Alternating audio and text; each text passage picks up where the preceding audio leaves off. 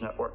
And that's the kind of choice governments like China, India, some of these other countries are going to face. They will either have to shut down the telecommunications network and make it illegal for you to own a cell phone, or they will have to basically give up the kind of monetary sovereignty they've had and the enormous power that they've been able to wield as a result of this kind of sovereignty over the last many, many years.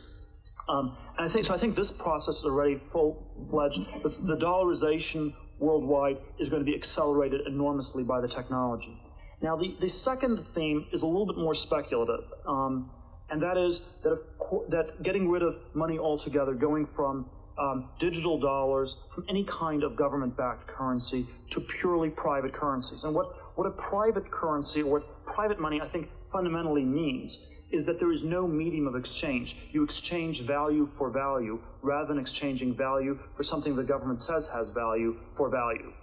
And whenever you have this intermediate step of the government saying something has value, that's where you have the subterfuge, the sort of legerdemain come in, the game of musical chairs, where every now and then a chair gets pulled out and it turns out that you're the one holding a dollar bill that's all of a sudden become worth a little bit less.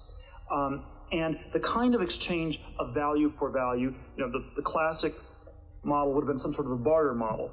That obviously has enormous transaction costs associated with it. These transaction costs go down in a digital age.